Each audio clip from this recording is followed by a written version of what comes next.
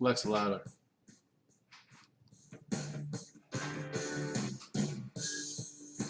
All right, all right. Let's see. I'm actually starting to get the hang of this. Got the whole system set up. This way, we're gonna be simulcast all over YouTube and Instagram and Twitter. But just so you know, if you're watching this on Instagram, it's hard on your phone. It comes out discombobulated. My forehead even looks a lot more bigger than it usually does. Any which way, my name is Scott Redler, Chief Strategic Officer of T3Live.com. It is 6:31. Welcome to the 6:30 Club, where my dogs around the world talk about ideas. We go over what the media is obsessing about. We try and go over the keys of the day and figure out how we can navigate and make some money and have some fun. So first thing I like to do is say good morning to my friends around the world. Let's see where we're at. Who we got on the call this morning? We have Itz is always here front and center. Man, you're real consistent. Rise and grind. That's what we do, right? We got Green in the house. We got Germany in the house. We got Mayo Pack. We got Brooklyn. What up, Zan? What up, Princeton? How you doing? Good morning from the working class dog. We're all working class. We got to rise and grind. This isn't a get-rich-quick scheme. This is a grind, day in, day out, with the routine and the process, so you can be prepared. What up, New Canaan? What up, New City? How you doing? What up, Carl? Good morning to you. OC Cali. All right, you seem like a new fella out there. Head and shoulders on the spy. We shall see. Anybody who's short overnight, playing for some downside action is definitely scratching their head a little bit. Today's definitely an odd open. Close on the dead lows, not really much clues that we have a gap up. So if you feel like you're a little offsides, or if you feel like you're flat-footed, you know what? Don't feel the pressure. Don't force the trades. We'll have to figure it out today. What up, Eric? How you feeling? 2 Mainers today? What do you got going on? What do you mean by that? Anyway, let's see if some of my Ukrainian friends are tuning in. They haven't tuned in a while. But you know why? Because they've been invaded.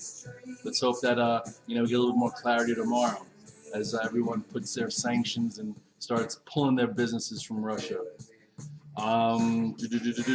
Picked up some Microsofts yesterday and Apple. All right, good for you. Will the futures hold? This is the type of day where you see how much of the early strength holds. What type of gap is left after today to gauge the trades moving forward. Probably going to have a pro gap. We'll see what happens in the first half hour, and then you have that pivot to trade against, and then we have that pivot to trade against moving forward to see if it starts a new active sequence. Right? Let's see who else we got here. By the way, I'm feeling a little sad today. The boys lost in the semifinals yesterday, but we'll get over it. DAX is up 5%, just like that. I'm long some EWG. We started buying that 2 days ago. What up, Samir? How you doing? Dead cats. Yeah, dead cats do have their bounces. That's why you always want to figure out where you are and is this trade worth it. What up, Chicago? How you doing? Hopefully the Bulls continue to hold on here. They're not playing their best basketball. They got to get rid of some of those injuries. DeMar DeRozan, pretty damn good though with Zachy. All right, 6:34. Let's get to it. It's time for business. What are we going to do? We're going to take off our jacket and get going. So just like all of you, I woke up in the morning. I'm like, all right, let's see what's happening around the world. So before I go check things out, I walk downstairs. I chug about 12 ounces of water to flush the system out. Turn the sauna on, and then I turn my phone on. I try and give myself 10 minutes before I look at my phone to let the brain settle. I've read in a lot of different places that's really good for you. So what happened? So you take a look here. Oh, look at that. Dow futures up 500, S&P up 75, NASDAQ up almost 2%. What's it being led by? Europe. The DAX is up 5%. So DAX isn't up 1% or 2%. FTSE's up 1.7. CAC's up 4%, and Asia's lagging a little bit. So when I see the DAX up 5%, gets me a little cautious on saying, hey, I'm going to fade the open because we're pretty damn oversold. And, we're at major support. Remember that 4,200 area, in the S&P has been trying to hold. 420-ish has been trying to hold. So, you don't want to fight the first up potential day, but you want to map out areas that if you aren't so long coming in, maybe where could you buy and where's there's room for. And if you are going to short, make sure you short into compelling areas. So this way, if you're a little early, you could stay the course. And if you're not feeling it all, just, don't feel the pressure. Sit back and wait to see a little bit more clarity as the morning develops. So if you take a look at the chart of the SPYs, right? I did try and be long yesterday. I caught a red dog reversal when we took back the morning low. I made really good money, and then I left midday and I put some orders in, and I got ran over, and I waited too. And then if you look at the close here, the SPYs 415.12. After getting rejected into resistance, not really, clues as an active trader to say, hey, I'm going out balls to the wall long. So if you're not coming in, that long as an active trader, you didn't do the wrong thing. And if you are short, I can see why. Look at the last time you had this 420 closed on the dead lows. Okay, kind of felt like it would open lower, and you had a huge down open on that Thursday, which wound up being a reversal. It was a great short overnight and a great long that day, and then all of a sudden this is where we got rejected right there. So now what? 427 is your first spot in the SPYs. That is yesterday's high. The question is, can any stock show relative strength and get above yesterday's highs before the indices? Okay, we'll look at a few of those to see, but for right now, I would write down 427 and 434. Here's pivot resistance, and then this is really, big time resistance. I'm not saying we're going to get to 433 today, but bottom line is, you need to map out. Right now we're at 423.63, so we're at 423, so there's still about $3 in the SPYs just to get back to yesterday's highs. Okay, so, we'll see how that goes. Then you have the Qs. The Qs have yesterday's high at 333.19. Okay, so right now the Qs pre-market are 330. So again, these type of gap ups, if you're not long, are a pain in the arse. You know what I'm saying? Because you have to be a surgeon to make money. So sometimes what happens if, just say the Qs are at 330, they pull into 327 in the first 15 minutes and then bounce off it. Then you try some, maybe long versus that spot, and then see if it sustains itself all day. Same way if you're like, hey, we're in a bear tape right now, we're going lower, let it put a pivot high in maybe at like 331, and then pull down a little bit and say, hey, that 5-minute high is my stop on whatever I'm shorting, or you short verse 333. So now what could happen if we sustain today and get through 333, which I think will be tough. This 338 could be a spot we get to, right? You've had lower highs. There's been lower highs this entire time. 348 was the last time we got rejected, so 338 could happen here. If you look yesterday, that gave us some clues. Finally, even on banning Russian oil, oil got a little, felt a little toppy. What do I mean by that? Well, look at this big doji in the USO, right? Look at the size of this move. I actually said yesterday, I think in the 6:30 club, I'm like, wouldn't it be cute if all of a sudden, we ban Russian oil, and then that's the day that we put in a short-term top, because, buy the rumor, sell the news, and that was the news. So anyway, the USO hit 87.84. I would watch this 81.57. Look how extended it is from the 8-day. It's giving you a big run. So, energy names could definitely use a breather. Look at this CVX. Holy cow. 120 was your spot to buy CVX when it broke above this flat base. Then 140. It hit as high as holy 174. Okay, so that's 1, 2, 3, 4, 5, 6, 7, 8 days. 8 days up. If this was a roulette wheel and there was 8 reds coming and everyone was betting black and it went for another 4 days, you were in trouble. That's why sometimes, you want to do it versus a level. You don't want to try and pick a top, but you also, the same way you don't want to pick a bottom. You look for red dog reversals. So what's Chevron doing today? I bet you it's got to be down a little bit. Yeah, it's down 5. Okay, I actually shorted calls yesterday. I'm like, you know what? Hit as high of 174. I shorted some calls just to be synthetically short, thinking, look at the size of that move. And now, what's the low here? The low here is 164. So 164 is some support, and I'd let it breathe. It had a friggin' huge move. Okay. Same thing with gold and silver. I'm in huge call spreads there, but it got a little extended. So yesterday I actually sold a strike higher in the GLD. My GLD call spreads like 174 by 177, and then yesterday I sold the 197 call, saying, hey, if I get short up there, that's fine. Anyway, Now you'll see does the GLDs hold 188? That's your pivot high for a while. The 8-day needs to catch up, and look at the size of this move. Okay, and again, we were basing our big call spread, on the fact that look at this weekly chart pattern that triggered here. Oh, look at that! It went right back to a prior high. When you get back to a prior high, usually, that brings out a little bit of selling.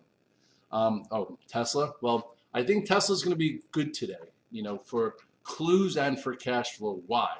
Again, we're not even at yesterday's highs before that pullback in the last hour or so. So the question is, can anything get back to yesterday's highs and maybe get above and stay above? If some stocks could get above and stay above, maybe that'll give us some clues that, hey, early strength could hold, and maybe this can go on for a few days. But if it gets rejected and sold again at the downtrend, we'll know we're just playing these ranges. So if you look at Tesla, Tesla, oops, that's the weekly. Let's not go to the weekly, let's go to the daily. That's pretty ugly though. Remember this downtrend? This downtrend has been holding Tesla down since January 21st. Remember this head and shoulders top when we got out of the way and broke the neckline? So anyway, this is your downtrend line.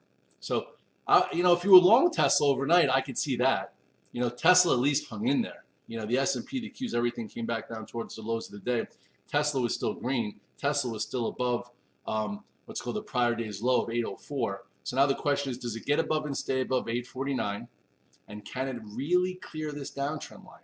And if it does, it's got room to about 890. So that's 40 points of room if something doesn't just rally into the trend line to be sold. So I would watch Tesla. I unfortunately sold some puts and I just didn't stay with it, and I'm not coming in now. Down 8 and 21. What are you talking about? It's anyway, so it's below the 8 and 21 day, but maybe it gaps up. Maybe it starts a new active sequence. Elon Musk has been a rock star during this, sending satellites, engaging. I've loved Elon for years. He's actually right behind me. You want to see Elon? Yeah, let's see if we can move this over. Remember the Joe Rogan thing? It's right there. Anyway, let's see if we can see it. Let's see. There he is.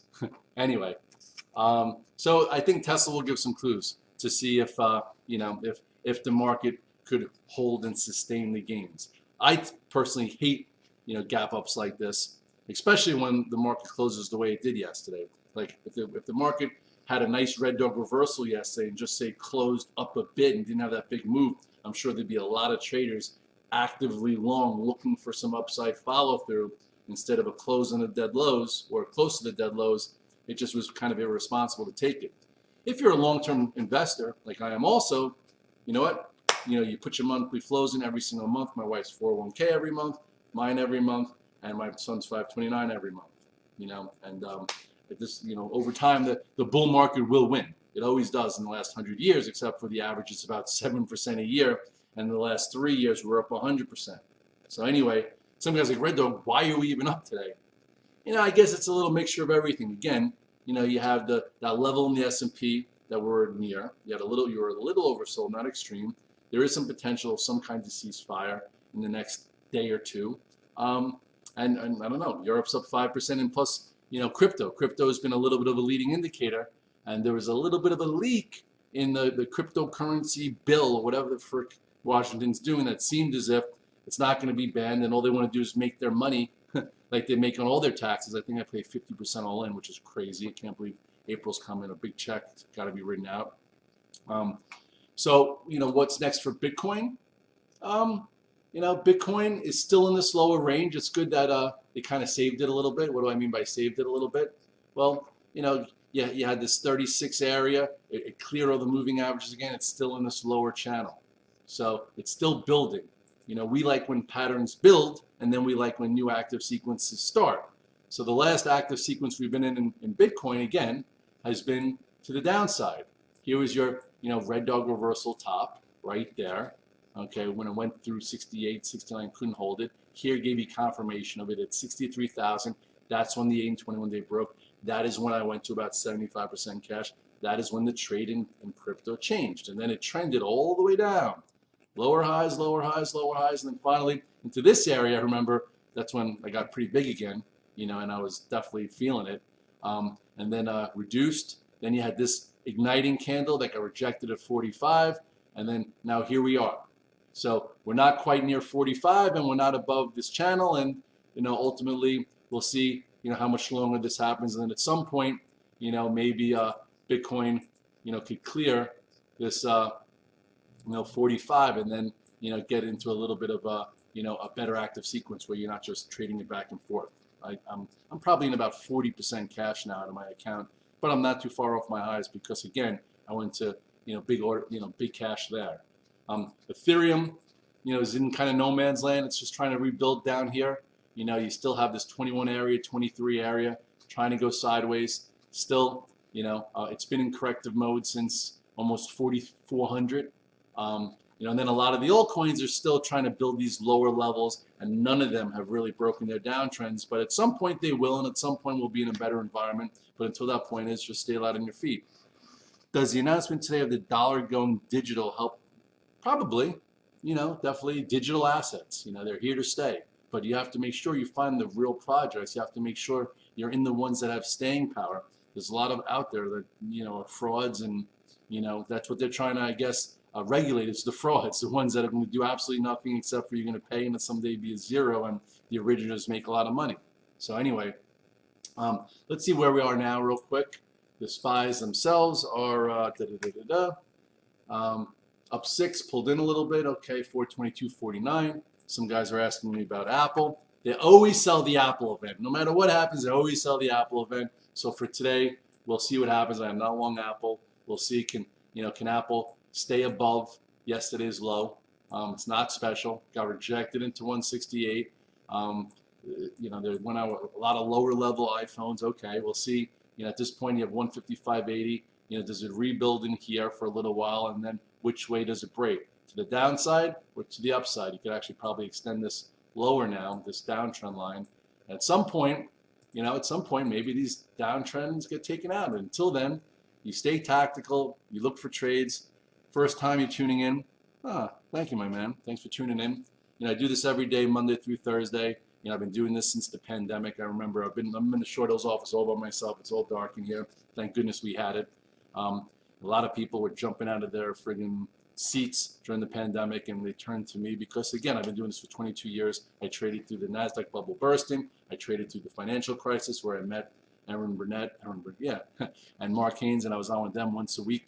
And I actually called the financial crisis, believe it or not. And all it was a head and shoulders top pattern that gave me the signal that, I went on TV and I'm like, blah, blah, blah. And then I was on ever since. Been on once a week since. And guess what? I don't pay a publicist. I don't pay a booker. They just rely on me because I'm up early. I'm prepared. I have, probably 700 associate members of our, our active BD. So I get to figure out the sense, the feel of what's happening. And that's what, sometimes the media wants. They don't just want to, could you play a bull today? Could you play a bear today? I've never done that before. I've been asked. They say, oh, could you be bearish on this today? I'm like, no, I'm actively bullish on it. I'm like, find somebody else. I don't need TV time. I'm going to tell you like it is. And if I'm wrong, which I am wrong, I'm going to try not to get louder. I'm just going to stop myself out so I don't get a bigger loss. That's a problem I have with people in the media and on Twitter. If sometimes they're wrong, they get louder instead of admit that they're wrong. And people that are following them, get put on more and they get put in more pain. That was a problem I had with Davey Day Trader, right? He said stocks can't go down about a year ago, and all those names have gone down. But anyway, let's not talk about anyone else. At this point, it's 6:49. Sounds like Kathy. Well, yeah, Kathy's got a 5-year time horizon.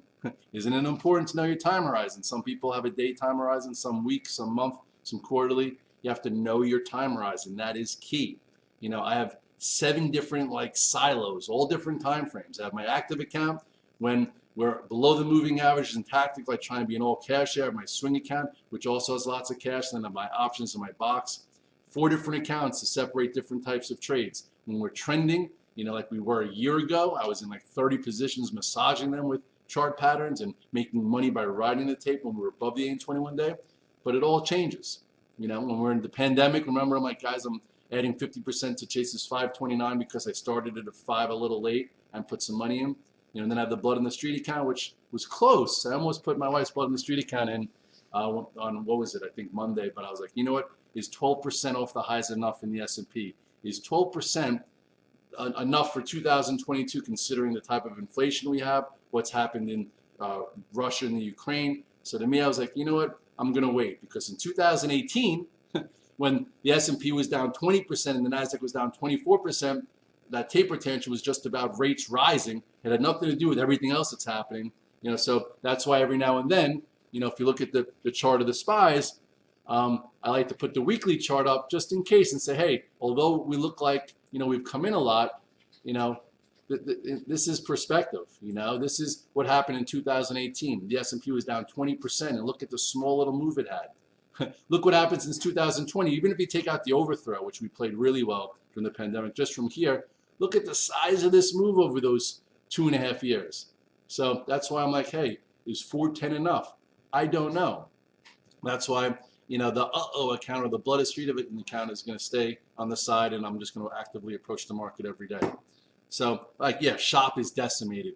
Penn is decimated. PayPal is decimated. These are all stocks that have been below the 820 for a lot. So if you've been trying to pick a bottom, or just cost average down, hopefully you weren't on margin and you could stay the course. On Monday, what's it called? Liz Clayman was like, could you do me a favor? Could you come up with 4 stocks that you think, for the long-term investor that's down over 50%, that they could start now and maybe do well with, whether it's a month, 3 or 6 months? I'm like, this might not be the right time, but yes, you want to go with the blue chips, because some of these names are never going to go back to wherever they were, but some of them do become opportunities when they're just thrown out. Lately in the market, good news is sold and bad news is pummeled. So we'll see when that changes also. All different types. Yeah, I would say Tesla is one of the keys to the day. Obviously watch oil, and then we'll see, if any of the indices get back to yesterday's highs or not. 6:52, I got to get going. I appreciate you. Thanks for tuning in. Cheers. It's Wednesday. I'm feeling a little tired today myself, a little pissed off still about what's happening everywhere. I'm not going to get into it, but I'm going to let the shoulders roll back, and I'm going to approach the day, and make the right decisions.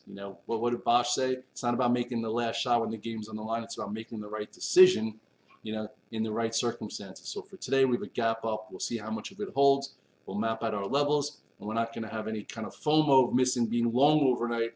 And if you are short overnight, don't get stubborn. Try and trade your way out of it, and then just, salvage a trade and make the right decision today based on what's happening versus how we closed yesterday. Thanks for tuning in, and I'll try and post some charts in a little bit. Later, guys.